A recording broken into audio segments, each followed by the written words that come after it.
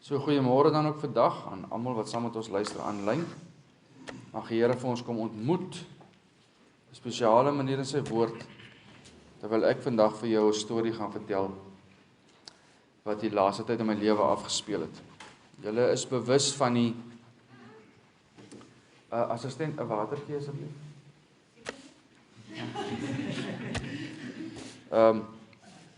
Julle onthou het ek vir julle vertel so 3 of 4 weke terug wat ek beleef het die Here vir my agterna gewys het. Hoe lyk die Engelse woord is 'n failed assassination.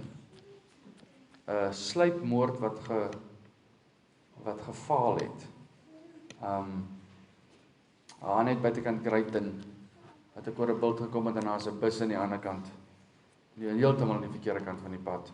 Kan nie links af nie, kan nie regs nie, kan net reguit, en swaai die bus 'n paar meter voor my swaai hy weg, en ook besef die Here is so getrou, maar jy moet luister na sy stem. Baie dankie.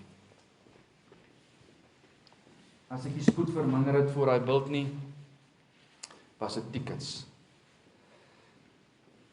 So, verlede Woensdag, gaan sien ek die chiropraktisyn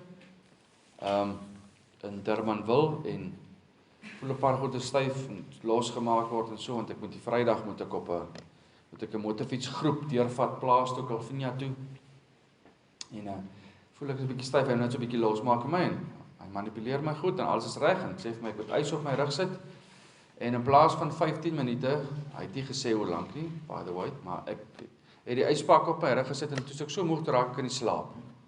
En toe gaan my spiere in spasme aan. In plaas van dat die ys net 'n bietjie moet help, toe trek alles saam. So toe ek die volgende oggend wakker word, toe kan ek fisies nie uit die bed uit opstaan nie. Alles is van jou my nek tot by my laar is totaal al in 'n knop. Ek is geknoop. Nou lê ek daar op my sy en op elke moontlike siel wat ek weet 'n fisio is of 'n ding is om te sê, iemand moet my nou ontknoop. Want dit is vandag donderdag en môreoggend moet ek op die motorfiets se rug klim en oor die 400 km ry om ouens te vat. Daar's nie 'n manier ek kan nou dit doen nie. En ek het geen vrede in my hart om dit te kanselleer. Dit is die snaakste gevoel. Jy's so seer, jy's heel op 'n hoop getrek, maar jy het geen vrede om dit te stop nie. Een fisio kry 'n kansellasie in Woester en sy sê okay, ek 11 uur afwees en ek kom daar. En sy druk vir my en draai vir my en stoei met my en ek sê altyd dis die wonderlikste ding dat 'n fisio met jou 'n gesprek kan hê. Terwyl hulle met hulle elmboog in jou spasmas lê en naalde in jou rug druk en verwag jy moet terugpraat hier van onderaf. Want dis ja. En sy sê vir my meneer de Klerk, ek weet nie hoe jy môre op 'n bike gaan klim nie, maar goed sterkte.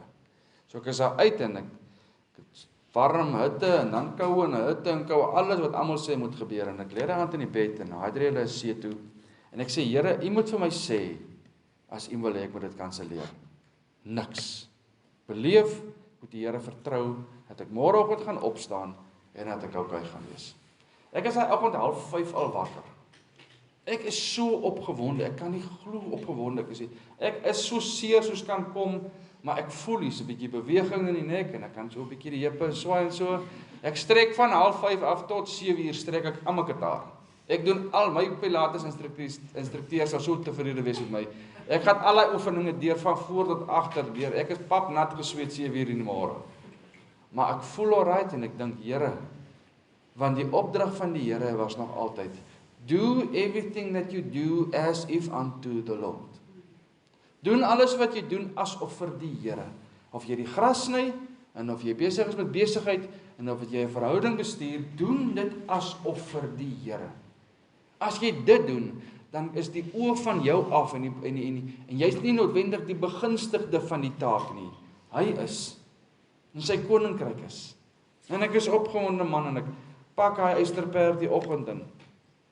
Kry die ouens in Rossenwil wat moet kom. Hulle kom van Hermanus af, een kom van die strand af en een kom van die Kaap af en ons kry met mekaar en ry deur Ceres toe en ons kry die laaste ou in Ceres, hy kom van Wellington af en ons gaan nou Soutankwa Karoo deurgery het, maar as gevolg van daai Africa Burn gemors wat daar aan die gang was, is die paaie vol stof vir goeders. Ons besluit nee, ons gaan nou sommer Ceres af hardloop en dan van Ceres af gaan ons by die Karoo-poort gaan ons Sutherland toe, van Sutherland af Middelpos Calvinia en dan plaas toe. Dit is 70 km draai, maar niemand van ons het al die pad van tevore gery nie. So ons is maar rustig en ken nie die kwaliteit van die pad nie. En heel pad terwyl ek ry, voel ek net, ja, my gees is so lig, my liggaam is seer, maar my gees is so lig. Ek voel, my siel wil net die hele tyd lofprysing bring aan hierdie God wat hierdie natuur geskaap het en die Karoo het reën gehad, is mooi vir 'n plaasboer van die hand om die Karoo mooi te sien. Man, dit doen 'n ou se hart goed. So elke kilometer is net lieflik. Ek het 'n reël, ek ry voor, want ek wys die pad en jy volg en jy hou by my pace. As dit vir jou te stadig is, kan jy vinniger gaan, maar dan moet jy vir my op die volgende dorp wag. Moenie voor my hang nie, want dan wil ons catch-up speel met jou. En twee van die ouens is nogal professionele ryers, so hulle kan ry. So ek wat nou maar 'n jaar en 'n half ry en daai ouens wat kan ry, hulle laat lyk jou sleg. So hulle moet maar liewer gaan. En ons ry lekker, alles is fyn en op 'n stadium daar is 'n bakkie voor ons in die pad. En hy ry 'n goeie spoed, maar hy's net te naby. En ek verminder spoed en ek wys vir die ander ouens, jy weet, ons moet nou stop, laat die bakkie eers 'n bietjie weg voorkom en een van die ouens verstaan ek sê gaan verby. Maar my reël is eintlik ek ry voor sodat ek die pace kan bepaal. Hoekom? Van 3 weke terug het ek probeer catch-up speel met 'n ou wat voor my gery het en dit amper my dood veroorsaak. So jy moet nooit probeer om by te hou by iemand nie. Die enigste persoon by wie jy moet byhou is die Here Jesus Christus. Jy is die enigste een agter wie jy stap en buite hou, maar enigiets anders in die wêreld waar mense jou jaag, buitekant jou gemaksone en buitekant die gevoel dat die Here jou nie daarin lei nie, is gevaarlik. Wat sê die Satan, as ek jou nie kan stop nie, gaan ek jou vinniger probeer maak. Alles moet gebeur in hierdie ratreis vinniger. En wat gebeur? Ons skeep af wat eintlik belangrik is. En hulle gaan verby en hulle ry eentjie voor en onwillekeurig, sonder dat jy daaroor dink, begin jy stadig maar seker sien die stoffies gaan al hoe verder vooruit en al hoe verder vooruit. Jy moet inhaal.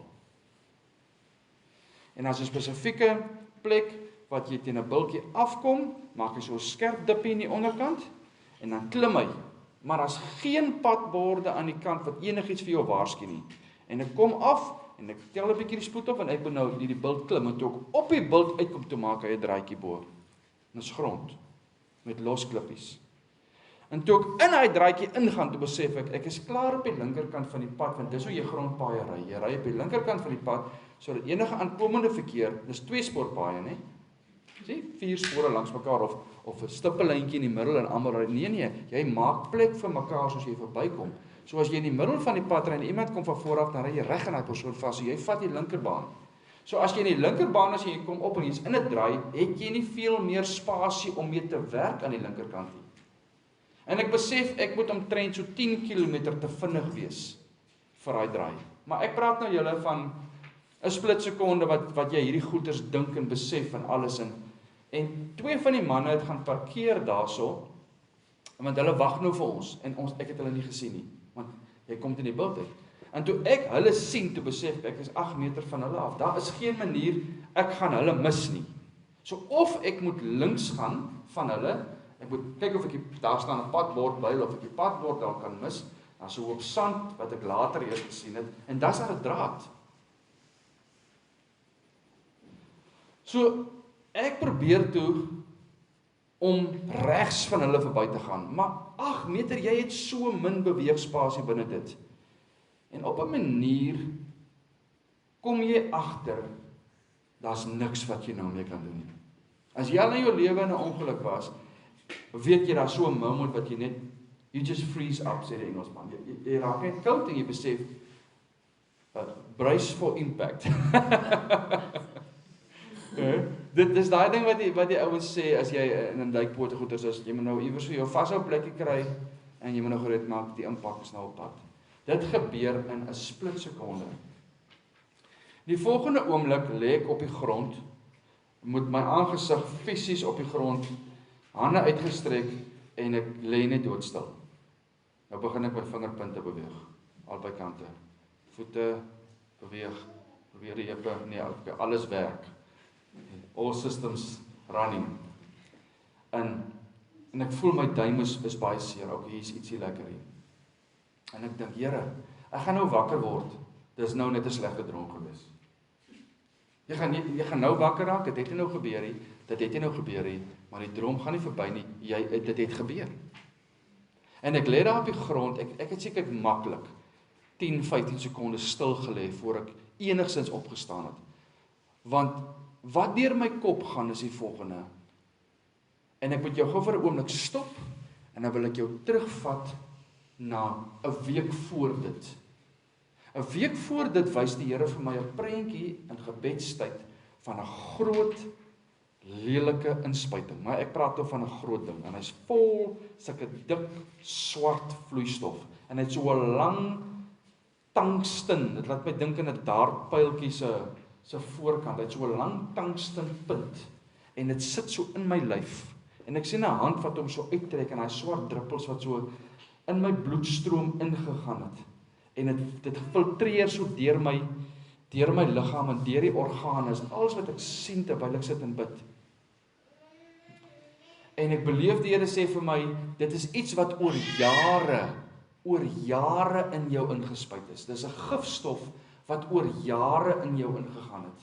Maar die prentjie is hoe die inspuiting uitgetrek word. So dis amper asof die inspuiting na jare uiteindelik uitgetrek word. En daar's so half 'n dankbaarheid daarmee saam, maar die woordjie toil, T-O-I-L, ek het nie aanvanklik eers geweet wat dit beteken nie. Tot ek dit gaan Google het.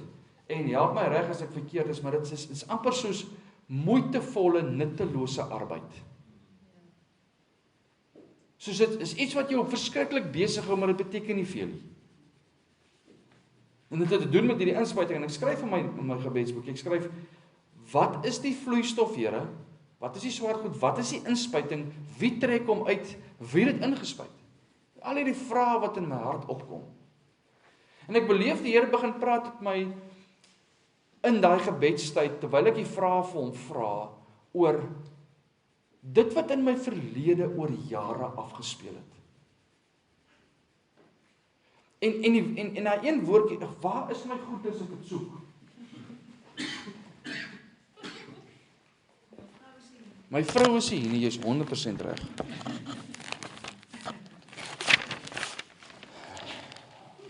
Ek is so bang ek mis wat ek vir julle wil sê, of ek, die Here moet my net help, dat dit nie enigsins meer of minder moet wees as dit wat hy wil hê dit moet wees nie.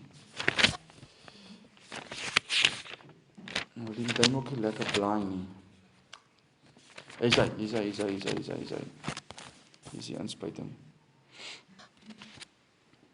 Wearing out the saints, toiling, om die vyand se plan om die kinders van die Here moeg te maak deur moeitevolle, nuttelose arbeid. Maar die woordjie was nie not good enough nie. Dit is nie die woord wat ek aanvanklik gehoor het nie. Die woordjie was, kom nou,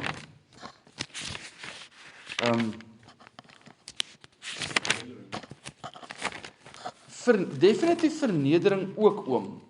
Definitief vernedering, want terwyl ek op die grond lê, het is dit Jakobus? Dag is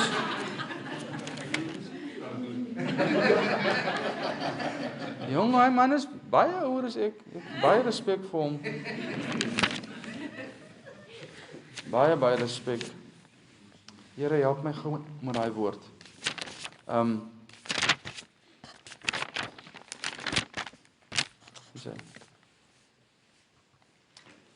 Unworthy.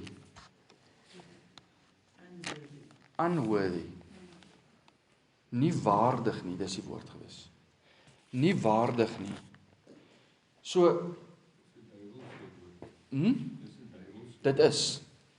Maar dis die dik swart vloeistof is die vloeistof van onwaardigheid, nie waardigheid. En die ding rondom dit is dit word gebore uit vernedering uit. En vernedering word gebore uit 'n plek van waar jy jou meet aan iets of iemand en jy kom nie daarby nie. Of die woorde van mense breek jou af na 'n plek toe waar jy voel jy kan nie by die standaard bykom nie. So ek ken die wond van die vir die meeste seuns is dit 'n vaderwond. Vir my was dit 'n vaderwond. Voor ek en my pa dinge reggemaak het. Maar ek het altyd gevoel in sy oë kom ek nie die mas op nie. So ons noem dit verwerping, maar dis nie verwerping wat bedoel word van 'n pa na sy nie. Dis 'n werping wat beleef word van iemand af. Amper soos aanstoot. Dis nie aanstoot dat iemand vir jou aanstoot wil gee nie. Maar as gevolg van jou verlede en die wonde, neem jy aanstoot in die woorde of die dade. Ja. En daar's 'n boek geskryf oor dit, hoe dit die duiwel se lokaas is om jou weg te kry van dit wat die Here in jou lewe en deur jou lewe wil doen. Want jy bly altyd by 'n plek van ek is te bang, ek faal, so ek gaan eerder nie probeer nie. Ek gaan eerder nie dit doen nie. Al daai goed kom uit hierdie woordjie unworthy uit. En ek sit hier met die Here en praat oor die unworthy ding. En ek sê Here, maar hoe werk waardigheid dan? Want wat ek nie wil hê in mense se lewens, in die gemeente, in die gemeenskap nie, is dat jy jouself moet waardig ag in die oë van die Here, sonder dat die Here betrokke is by die waardigheidsproses nie. Want iemand sê nou die dag, iemand stuur vir hulle hierdie prentjie aan wat sê, jy was waardig dat hy vir jou gesterf het. Wow! Iemand noem vir Jesus goeie meester. Jesus stop hy sê, hoekom noem jy my goed? Niemand is goed nie, behalwe God. Waardigheid gaan nie oor dat ek waardig was dat hy vir my gesterf het nie. Waardigheid gaan oor, daar is een wat waardig is. En hy wat waardig is, het na ons toe gekom wat onwaardig is. En vir ons kom sterf. En toe kom woon hy in ons onwaardigheid en verklaar ons waardig. Sonder daai proses kan jy nie net die dingetjie sê ek is waardig nie. Nee, hy wat waardig is, maak my wat onwaardig is waardig. Maar wanneer hy dit gedoen het en ek is 'n nuwe skepsel in hom, moet daar 'n proses begin wat Romeine 8 van praat van die renewal of the mind, van die hernuwing van die gemoed. Gaan daaroor om nou al hierdie leuns van die verlede uit te kry, dat ek nie waardig is om gebruik te word deur die een wat my reeds waardig verklaar het. En dit was vir my 'n verskriklike, belangrike konsep om te verstaan in my eie hart. Wanneer die vyand my kom aankla en die inspuite kom indruk en spuit rondom, jy is nie waardig nie, dan kan ek vir hom sê jy's reg. Maar die een wat waardig is, leef in my. Die volheid van die Godheid leef in my. Dit, deur hom, in hom, as gevolg van hom, dra ek nou sy karakter, want volgens die woord is ek dood en hy lewe. So die onwaardige een, Wou de Klerk, is weg. Christus het 'n nuwe een staan gemaak en hy's waardig in hom alleen. En die vyand het niks om terug te sê op dit nie. Maar hy het baie om te sê as jy in die hoekie gaan sit en jouself jammer kry omdat jy nie waardig is nie. Hy het baie om te sê. Hy het baie om in te spuit. Right, nou volg ons weer 'n week. Nou lê ek op my aangesig daar op die grond. Wat is die eerste ding wat deur my kop gaan? Jy is nie eens goeds genoeg om by te ry nie. Jy is die een wat hierdie mense op 'n toer vat, nou ry jy in jou eie toer vas. Jou vrou geluister. Kyk haar, Satan. Kom agter my. So ek het die regterkantste motorfiets presies op sy agterwiel gevang. En my motorfiets het hier gestop en ek het gesuperman, hier tussen twee manne deur.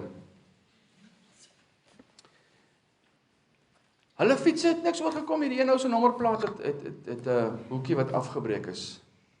My fietsse voorom het gebuig en 'n speek is deur die tyre en die tube en die goeders en so, bietjie plastiek skade en flikkerliggie en 'n spieeltjie en sulke goedjies, maar niks ernstig nie, niks afskryf tipe van waarde nie.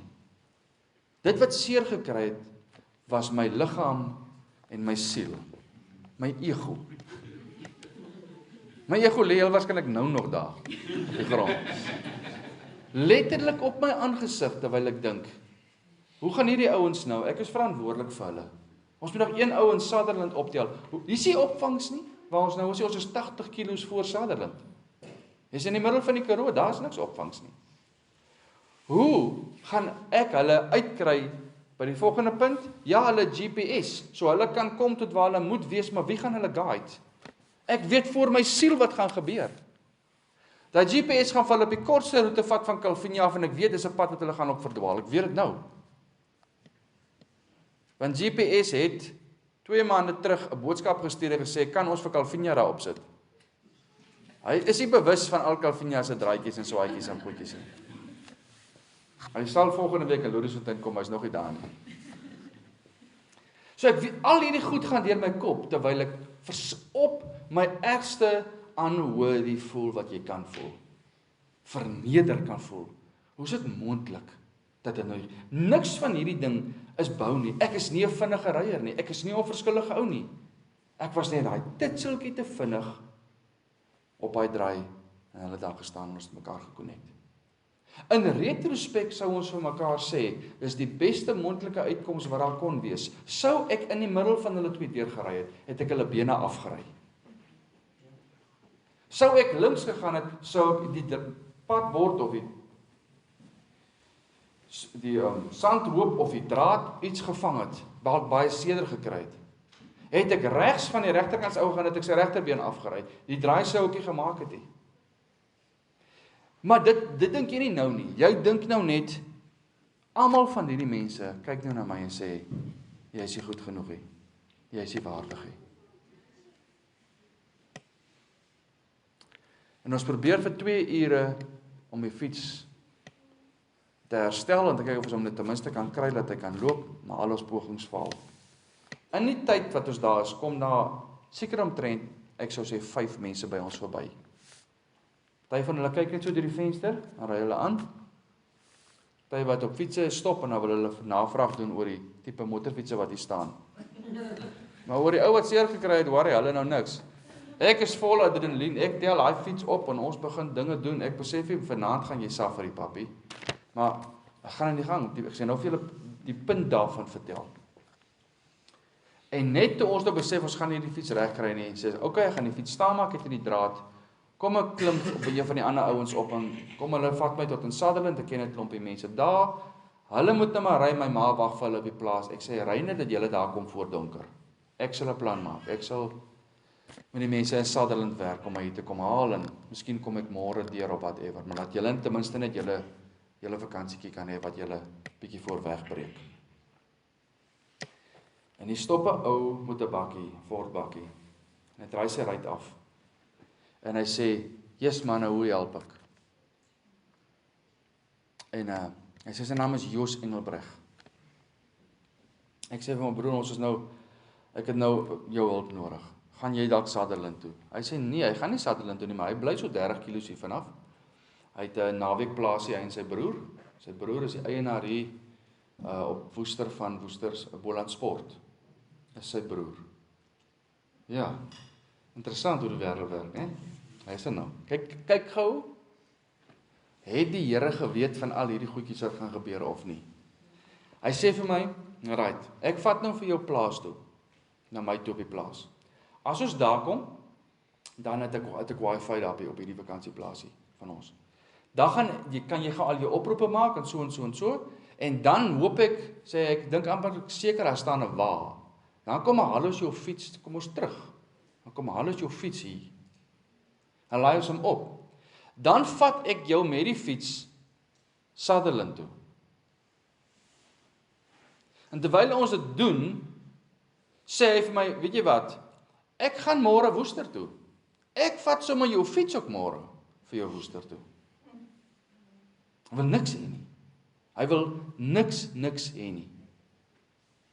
So gedoen, so gemaak, gaat ons. Tel my op, ons ry. Ons sou nie weet dat in Klawer is ouens besig om 'n kabel af te kap en te kyk of daar koper in is. En daar op daai tydstipie. Wat beteken? Hulle sit vir ons al die dorpe rondom ons af in terme van sein. Daar is die kabel, was die koper in gewees nie? Dis 'n fiberkabel. So hulle sit vir ons die wifi af, internet, en hulle sit vir ons die telefoonlyne af. So toe ek op die plaas kom, toe is daar geen opvangs by niemand nie. Maar die Here is 'n bietjie verhewe bo kabels. En my een oproepie gaan deur na 'n persoon toe wat sê sy sal so lank vir my dit op die groepe sit dat ek 'n lift soek van Sutherland of Calvinia toe. Dis dit. Ek sê net vir almal ek is okay, ek laat weet vir my familie met 'n boodskapie, ek is alright, ek het geval, maar ek is okay, moenie worry nie. My duim is seer, maar ek dink ek is alright. Maar die Here is in beheer, ons vertrou hom nou hier vanaf. Gampie het 'n oproep na my toe gekry, broer, ek weet nou nog hoe daai oproep deurgekom het hier. Die kabels is af. En toe ons dit klaar gedoen het, kry ek niemand verder in die hande nie, en ons ry nou, tel die waantjie op, ons ry nou om die motorfiets te gaan oplaai. In daai tyd, wat ons die motorfiets gaan oplaai, doen die Here so lank die wonderwerke wat ons nie van weet nie. Ek gaan nou terugkom by jou wat toe gebeur het. Want iemand op Sutherland, wat deel is van ons Nehemia groep, kry daai boodskap, maar sy was veronderstel om 'n suster, dink ek, van haar lughawe toe te vat in die Kaap. Maar sy kry toe een of ander veluitslag en sy drink 'n Allergex en sy kan nie op die pad gaan nie en sy gaan slaap, maar sy beleef die Here sê vir haar, jy moet klaar slaap want jy gaan moet ry. Jy gaan moet ry, maar sy weet nie waartoe nie.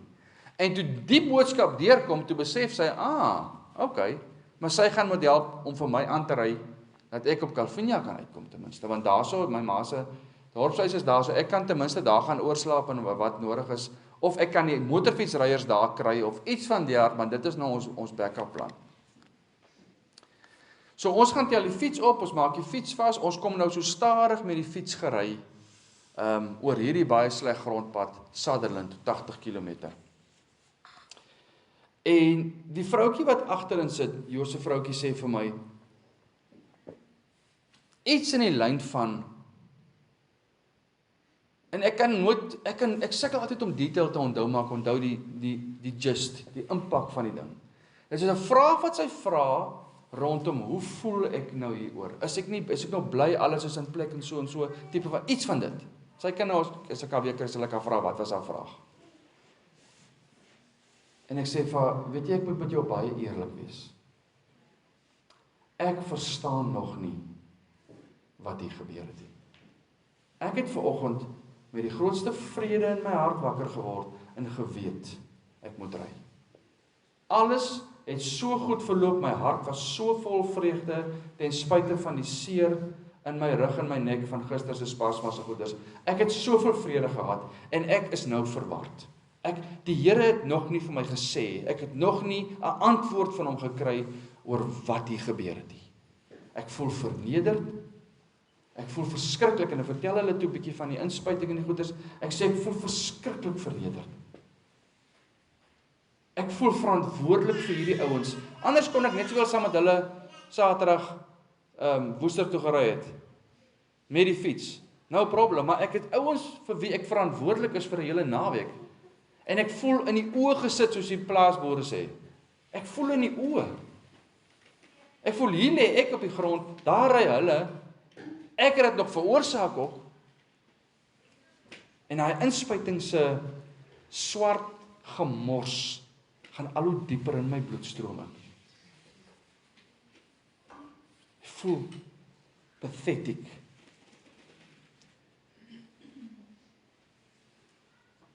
En daar bars 'n gesprek uit in die bakkie tussen my en Joos, waaroor ek nou nie in diepte gaan ingaan nie. Oor goed tussen hom en sy seun wat saamwerk. Joh, en En die volgende oomblik toe begin die Here net in my hart werk. En die eerste ding wat hy vir my sê, is, Boutjie, dink gou 'n bietjie terug aan die barmhartige Samaritaan. Jog julle, ek kan nie vir julle verduidelik hoe dit opborrel in my hart, om te besef. Die man op die grond, wat beroof is, het daar gelê. Die Samaritaan het hom daar kom optel van die grond af. Dis waar ek gelê het. Daar het ouens verbygery wat net kyk, daar's mense wat dit belang gestel het, maar niemand wat wil help. As een ou wat gestop het en gesê het, kan ons iets doen, ons het vir hom 'n nommer gegee, had hy ten minste net op Sutherland vir die ou kan sê wat vir ons wag, hoor ons staan by 'n ongeluk sien, die ouens met die bikes gaan laat wees. Dis al wat ons kon doen. Die res het niemand gesê, man, hoor hierso, kom ek haal 'n tool uit, kom ek help jou iets, kom ek vat jou, niks. Soos presies by die barmhartige Samaritaanse verhaal. Die leviet en die priester en almal het net verbygegaan, maar die ou wat hulp nodig het, lê daar op die grond en niemand help nie. Hy sê behalwe hierdie Fort Bakkie se mense, wat uit Sint Helena Baai kom. 2 ure vertraag in Sint Helena Baai. Hy is 'n kaptein van 'n anchovy boot.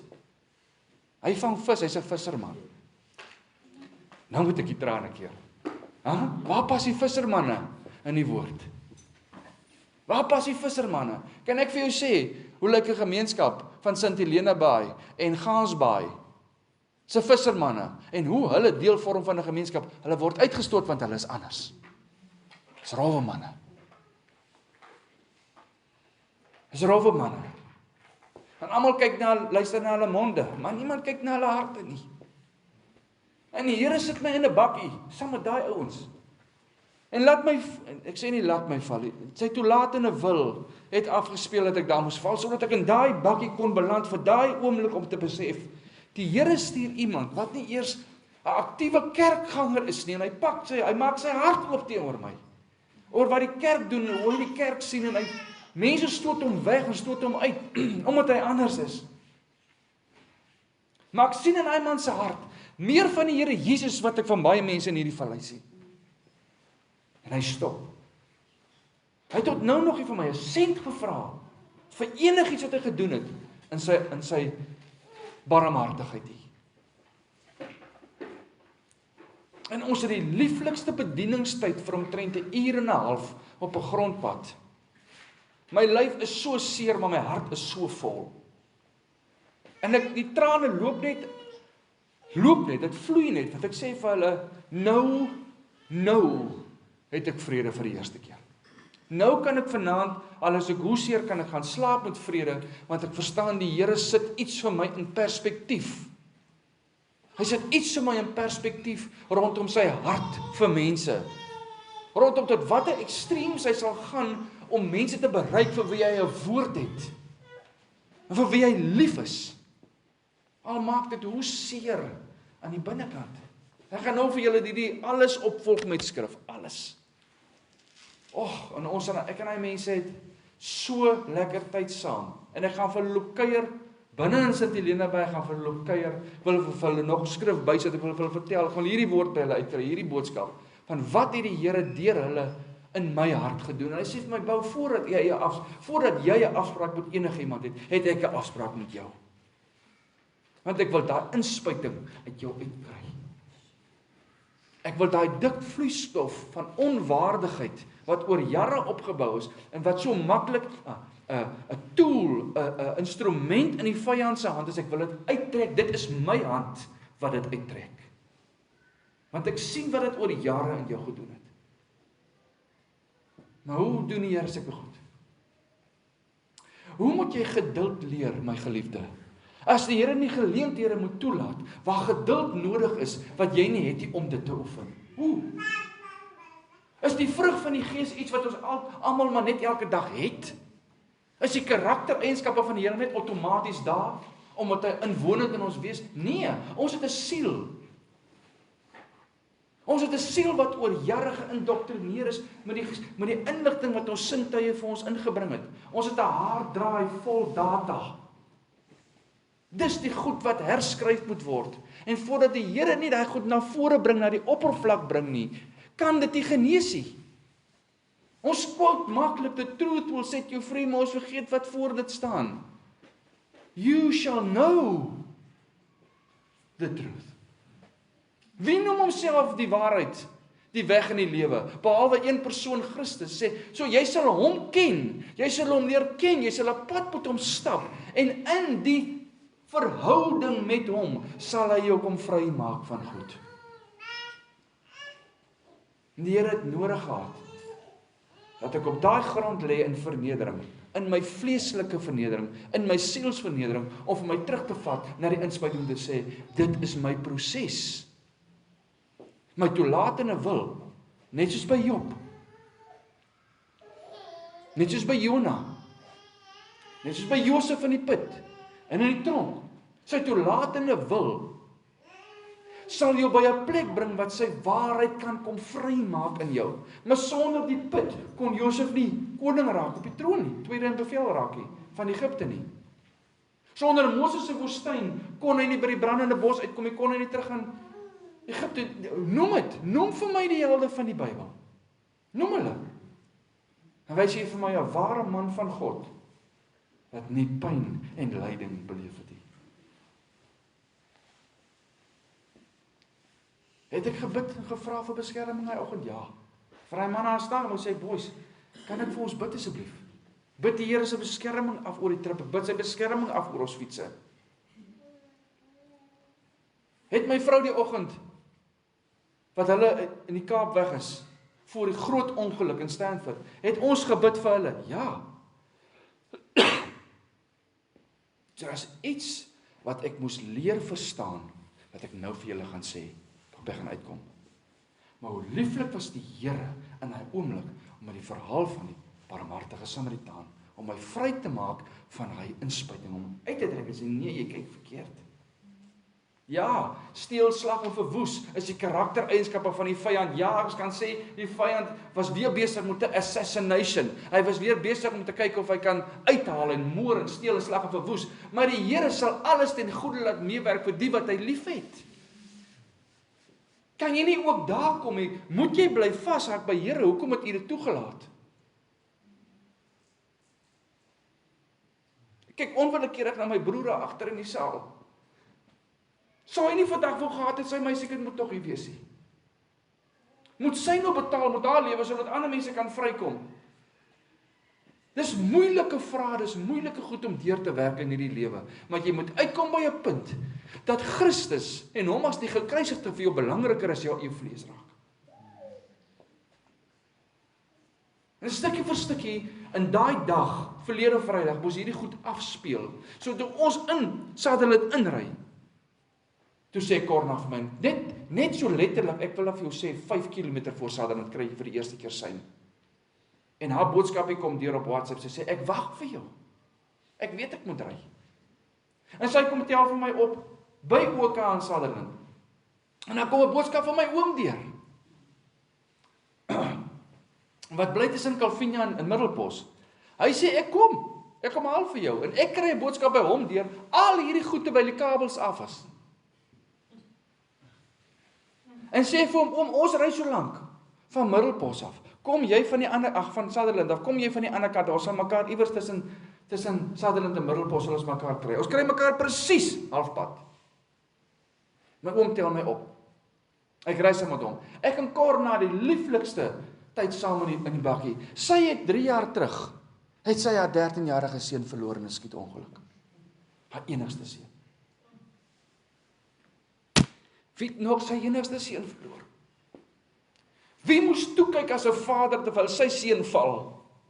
En as nie enkele barmhartige Samaritaan om hom van daai kruis af te haal nie. Daai mense is deur diep water en ons het fellowship met mekaar, want fellowship is skaars in daai area. Ons het fellowship terwyl ons ry, tot waar my oom my kry. En ek en hy het fellowship met mekaar, en toe ons by Middelpos verby ry, toe kom daar een oproep deur, nie 'n WhatsApp nie, 'n oproep van my buurman op die plaas, wat my grond huur. Wat die plaasbestuurder wat op ons plaas is, vir hom sê, hoor hierso, ons hoor Bou het geval. Jy is mos vanaand in die dorp. Hy bel my sê, Bou, ek is op die dorp. Ek is op Calvinia. Hy doen konstruksiewerk ook. Hy sê, ek gaan net gou mense na die ander plaas toe vat, wat konstruksiewerk moet gaan doen. Ek kom nou terug dorp toe, ek is oor 'n uur daar, ek sê vir hom, ons is oor 'n uur ook daar. Van die ongelukstoneel af, tot op die plaas is 300 kilometer. Dis nie Uber territory nie. Dis nie kom gou om die draai, en kom laai my op en vat my gou huis toe nie. Dis 300 kilometer stikkende Noord-Kaap grondpaaie. Vra vir my broer Jakobus, hoe lyk Noord-Kaap grondpaaie? Die Here line die lifts op, een na die ander. Ander kry my op Calvinia. Ons kan nie eers op Calvinia met mekaar praat nie, daar is nie sy nie. Maar ek het vir hom gesê waar ek gaan staan, hy kom laai vir my op hy spot op. Hy vat my, gaan laai my af, by die plaashuis, voor die agterdeur. Ek kom daar aan, 2 ure na die bikers, wat verdwaal het. Dus ek geweet het gaan gebeur, want die GPS gaan nie vir hulle buite omvat, hy gewil die kortste kronkelpaadjie, hulle kom maar oor die landerye aangaan, die liggetjies kom maar oor sy my ma, kom hulle daar aangery. Ek was betrokke by terugry, weer ry, Sutherland toe, bike uitsorteer, en ek kom net 2 ure na hulle op die plaas aan. Want die Here het die Here Jesus is nie vir een oomblik omkant gevang deur die ding. Nie vir 'n sekonde het hy gedink, o gats, wat het nou hier gebeur? Sal ek nou? Nee, hy het alles geweet. Hy weet alles.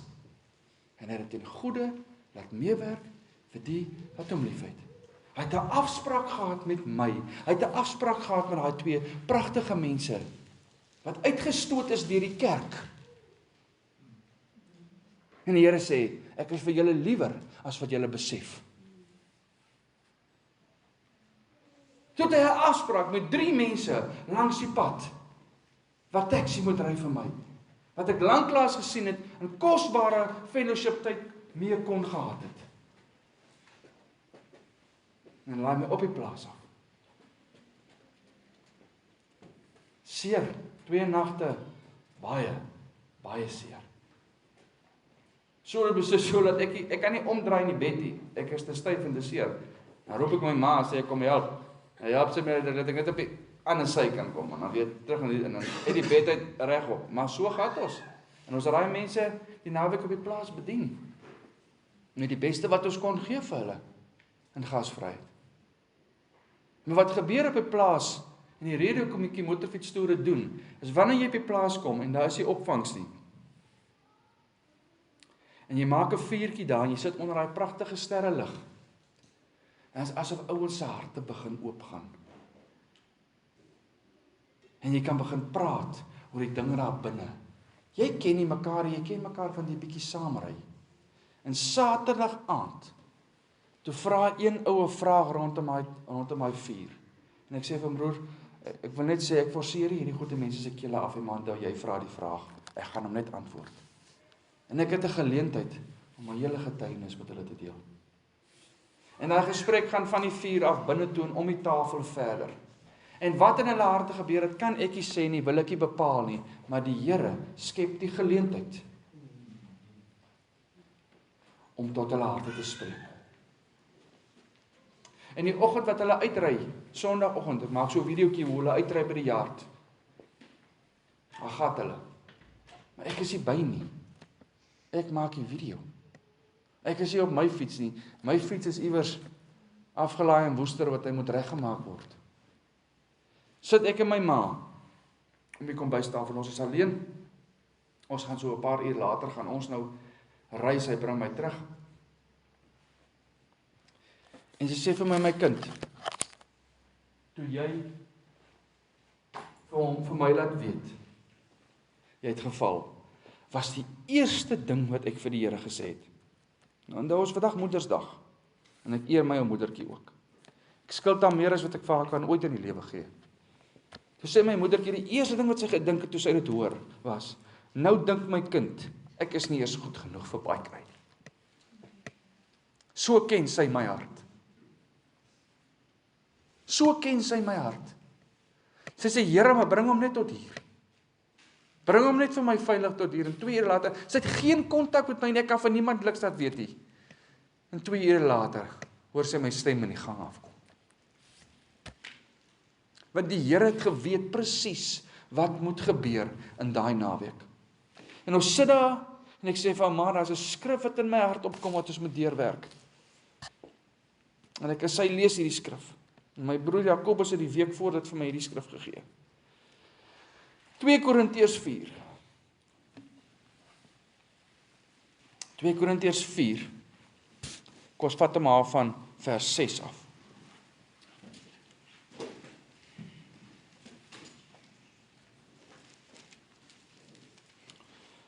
Want God wat gesê het dat daar uit duisternis lig moet skyn, dit is hy wat in ons harte geskyn het om die verligting te bring van die kennis van die heerlikheid van God in die aangesig van die Here Jesus Christus. Maar ons het hierdie skat, né? Hierdie skat van Christus Jesus, hierdie skat van die evangelie, hierdie skat van verlossing, hierdie skat van verligting uit duisternis. Ons het hierdie skat in erdekruike. Wat is 'n erdekruik? 'n Kleipot. Hoe sterk is 'n kleipot? Breek maar maklik. Waar dink ons in die Ou Testament aan 'n kleipot wat moes breek sodat die lig kon skyn? Gideon. Fakkels onder die erdekruik. Die Here duidelik nie vir hom verduidelik hoe werk die beginsel dat as jy 'n ding verkeerd omdraai, 'n houer boor lig, dan smoor hy die suurstof nie. Want die Here het dit overrule sodat die lig toe daai erdekruike breek. Toe skyn die lig in die duisternis. En dit in die binnekant wat daar gebeur het met daai, hulle was so baie, ek dink hulle was 145,000 van die vyand. Raak so verward dat hulle mekaar begin aanval en uitmoor.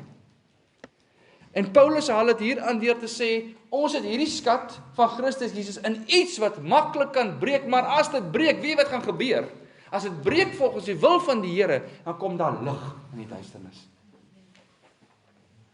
En ek gaan nou dit vir julle opvolg met 2 Korintiërs 7, wat sê, ek het hierdie brief aan julle gestuur, en al is ek jammer oor wat die brief aan julle doen, want hy maak julle bedroef, is ek nie jammer nie, want hierdie droefheid is 'n droefheid volgens die wil van God, en dit werk 'n ewiglike bekering.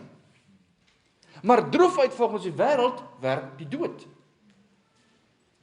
So 'n droefheid wat kom as gevolg van 'n breek van 'n erdekruik, bring lig in duisternis.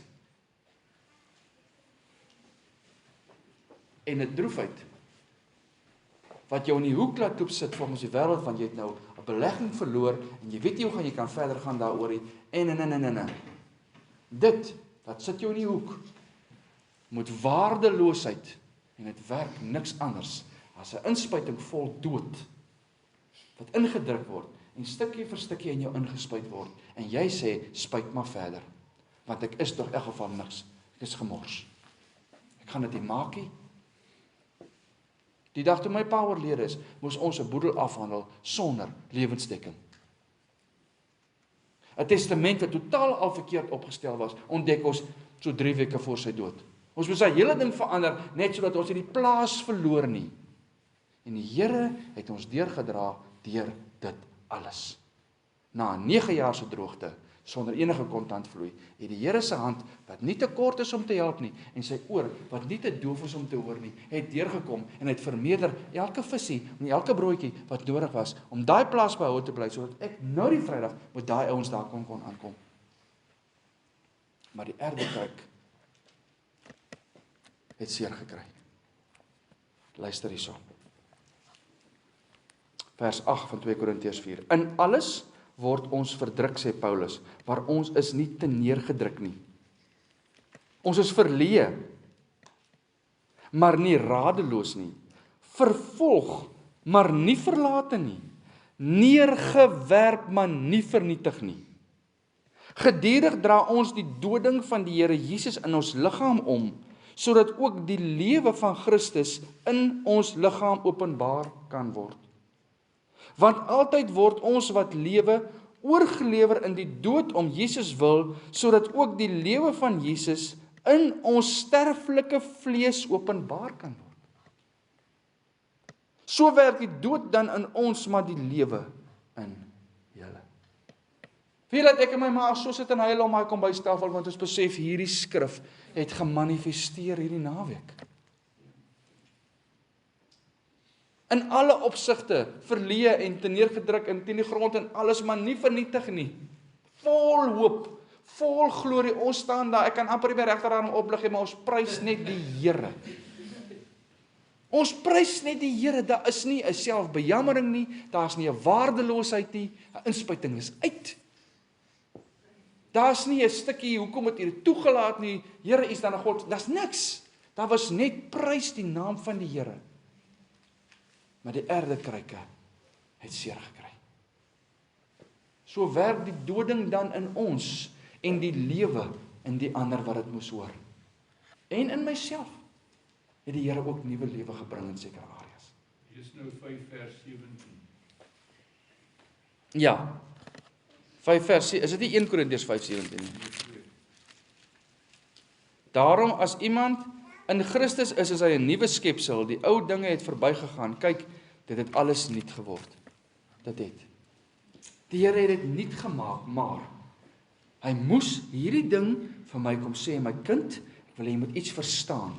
Wat Paulus hier fisies van praat, is sy die koste van sy bediening. Die koste om die evangelie te verkondig.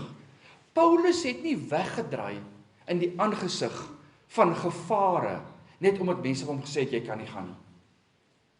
Paulus het nie gesê, wie wat, kom ons oorweeg, dalk gaan die skip dalk vannag sink en ons gaan uitdryf op wrakstukke. Dit was nie in sy hart nie. Sy hart was die opdrag wat die Here gegee het, ons moet soek toe gaan, whatever in die tussenkant gebeur, al moet die aardekryk hoe stukkend gebreek word, ons gaan doen wat die Here sê. Die Here sal die res hanteer. En daarom sê Paulus, kan ek vir jou sê, ek dra die doding, ek dra die slaaf wat ek moet ontvang, ek dra die tronkstraf, ek dra die oop nagte op die see, ek dra dit alles, sodat die doding wat in my werk, die lewe in julle kan werk. En nou is die vraag, waarmee ek gekonfronteer was, voor die vreugde in my hart teruggekom het, is dit oukei met my? Dat sy toelatende wil, dinge kan toelaat om te gebeur, wat my liggaam of die mense rondom my se liggame op die spel sit, sodat lewe op 'n ander plek kan floreer. Is dit oukei met my dat dit kan gebeur? En ons het Dinsdag aan by die selgroep so lank oor hierdie ding gepraat, oor die konsep van kwesbaar te wees en broos te wees voor die Here. En selfs te kan sê, Here, ek is nog nie oukei daarmee dat dit met my mag gebeur nie, maar ek is bereid dat U my bereid maak. Ek is bereid om te leer hoe dit is om bereid te wees, dat my aardekryk ook deel vorm van U koninkryk. Doen daarmee soos U goed dink. Sodat die doding wat werk in ons, die lewe kan voortbring in ander. En ek hoop nie jy vat die boodskap verkeerd op nie. Ek hoop jy hoor ek sê jy gaan nou hier uitry, jy gaan 'n ongeluk maak nie. Sê wat ek sê nie. As die Here daai oggend vir my gesê het, wat gaan gebeur, sou my vlees heel waarskynlik gerebelleer het. Tegengaan. Daar's net een persoon wat kon weet wat gaan gebeur en nog steeds gedoen het. En dis Christus. En hy het geweet die kruis wag. Hy het geweet die kruis wag. Geen ander mens, glo ek, sou kon geweet het, daar staan die kruis en ek gaan al hierdie goeders doen op pad soontoe nie. Maar maak my bereidwillig, Here, om bereid te wees, om my aardekryk op die spel te sit. Waar is die teks wat sê? Om ons liggame te gee as lewende en welgevallige offers? Romeine 12:1. Om 'n liggaam te hê, 'n sterflike liggaam, wat ek sê, hierdie ding gaan agterbly op hierdie aarde, hy gaan niks beteken vorentoe as die Here Jesus terugkom nie. Ek kry 'n nuwe een. Ek kry 'n verheerlikte liggaam, maar hierdie vleiskas gaan wurmkos raak. Sjoe, hoekom ag ek dit so belangrik? Hoekom sê ek as gevolg van dit wat hier kan gebeur, toe maar Here, kies iemand anders om te gaan doen wat U wil doen. In plaas van om te sê, hierdie kosbare skat is maar net in 'n erdekruik.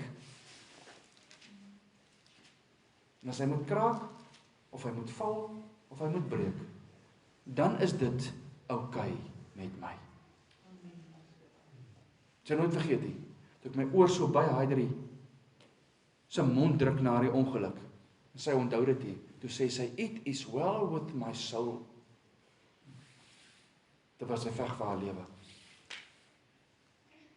En daarna het sy gesê, hoe kan die klei die pottebakker bevraagteken? So disipel van Jesus, wat opsaai vir die koninkryk, ek wil nie vir jou bang praat nie.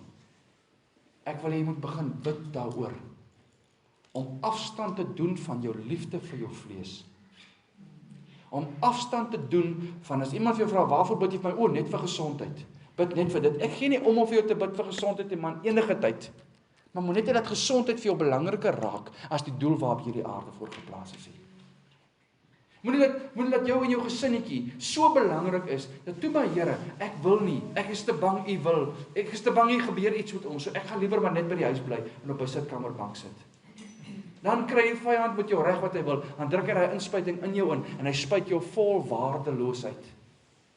En hy spuit jou vol selfbejammering, en al die gif wat hy daarmee wil inspuit. In plaas van die vreugde en die vrede, wat jy kan beleef in die Here. En Gert Trollop wat sê, as dit nie was vir sy kanker nie, dan sou hy nie by die Here uitgekom het nie. 'n Ou wat lê in traksie in 'n hospitaal, maar al wat by sy mond kan uitkom is die lofprysing van die Here, want sy erdekruik is miskien stukker, maar sy gees mekeer niks. En daarom sê ek vir julle, die Here sal alles ten goeie laat meewerk. En ons erdekruik lyk anderste. Een ou sy fisiese liggaam kry so, 'n ander ou verloor sy werk. Dis ook word ook gevat in die erdekruik. Ander een verloor 'n kind, 'n ander een verloor sy huis. Daar's soveel goed wat gebeur wat in hierdie erdekruike van ons vat.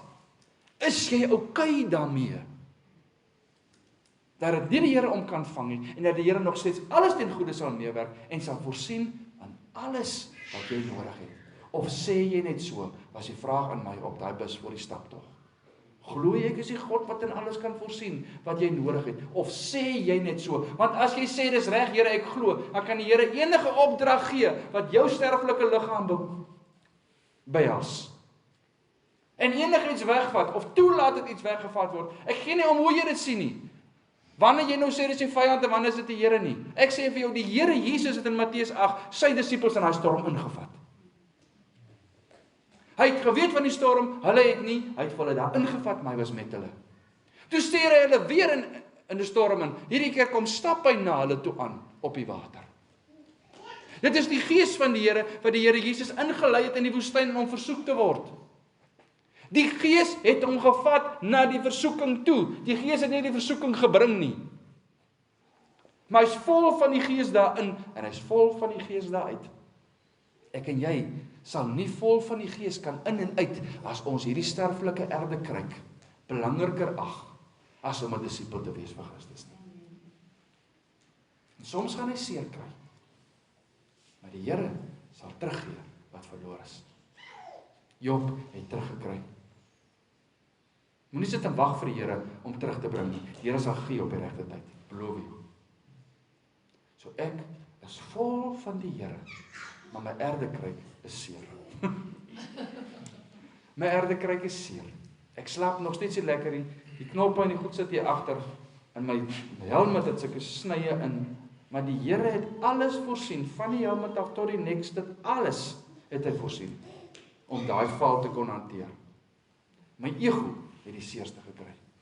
Tot ek besef het, die Here se woord is lewend en kragtig en skerper as 'n tweesnydende swaard, en dit wat soveel jaar terug geskryf het, is vandag nog van krag. En dit maak dat ek kan sê, bring it on.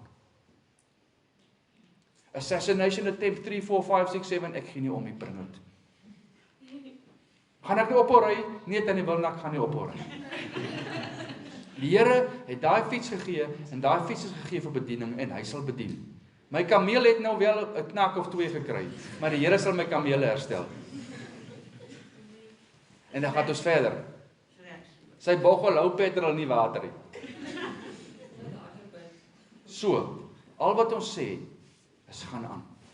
Kry seer, sê Here, ek besef is seer, maar moenie stop nie. Trek rondom mekaar as iemand seer kry, as 'n erde kry kraak, trek rondom daai persoon. Dit is belangrik vir ons as 'n gemeenskap van gelowiges om saam te trek in moeilike tye, maar moenie stop en sê, sorry, ek het nie opgeteken hiervoor nie. Ek is klaar nie meer. Nee, jy gaan uitmis. Jy gaan uitmis op die groei, die geestelike groei in jou lewe. Vir my was hierdie een van die grootste gebeurtenisse op my kalender van 45 jaar. Is om daai inspuiting na te sien uitkom en te sien die Here is besig met 'n genesingsproses hier. Oor iets wat jare en jare en jare en jare steel en slag en verwoes in my lewe. As my erdekruik moet val en kraak daarvoor, prys sy naam. Prys sy naam. Ons is nie gewaarborg van alles wat ons wil hê op hierdie aarde nie, maar ons is gewaarborg van sy liefde, en sy genade, en sy krag, en sy wysheid, en sy voorsiening om ons daardeur te kry. Hy sal ons daardeur kry. Marina, hy sal jou daardeur kry. Marco, hy sal jou daardeur kry. Hy sal.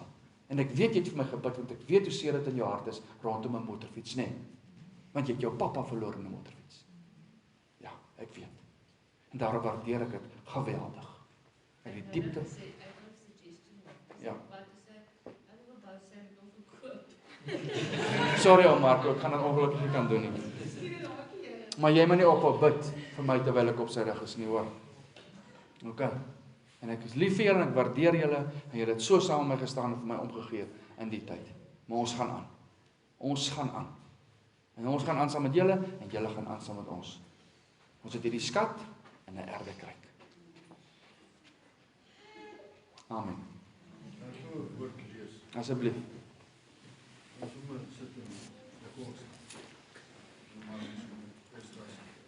Dit neem op, sê maar so 'n bietjie nader staan. Kolossense 1:24, raai tot 29 lees. Nou verbly ek my in my lyding vir julle. En vul in my vlees aan die oorblyfsels van die verdrukking van Christus vir sy liggaam, wat die gemeente is.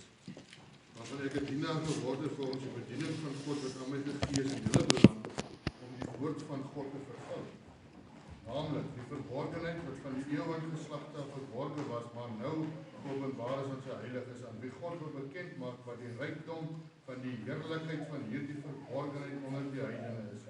Dit is Christus onder julle die hoop van die Here. Ek gaan hy woordjie onder met in. Die Engels sê Christ in you, the hope of God. Hom verkondig ons terwyl ons elke mens vermaan en elke mens in alle wysheid onderrig en elke mens volmaak in Christus Jesus voor te stel.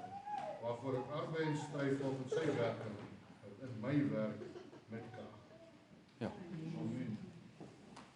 Amen. Here Jesus, baie dankie vir u woord. Wat lewend en kragtig is en skerper as 'n tweesnydende swaard om ons los te sny van die verlede.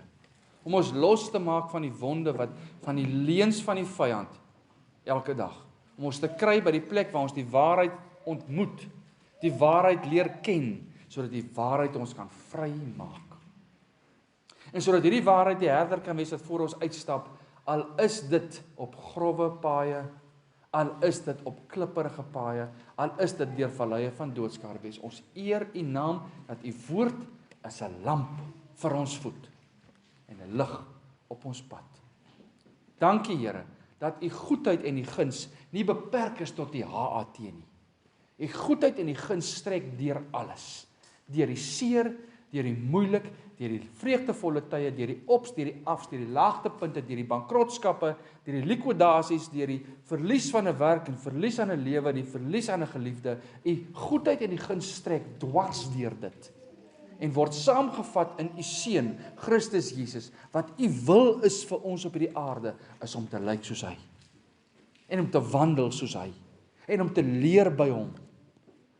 En daarom het ons 'n begeerte, Here, dat u ons nader trek. Al beteken dit by tye dat ons kruike, ons erdekruike skrape en krake optel en val en seer kry, want binne in dit is die skat. En aan die skat kan niemand niks doen nie, want ons is verborge in God binne Christus. Ons is in die boesem van die Vader as gevolg van die feit dat ons verborge is in Christus. En dit is vir ons 'n skat, ver meer waardevol as enige iets wat hierdie aarde kan bring. Mag U naam verheerlik word in ons lewens, elke dag. En wanneer iemand in hierdie volgende dag met ons praat oor die storm wat op pad is en die goeders, kan ons net sê, die naam van die Here is vir ons belangriker. Sy koninkryk is vir ons belangriker as dit wat kan gebeur met ons aardekryke. En ons prys U en ons loof U, die Here Jesus. Amen.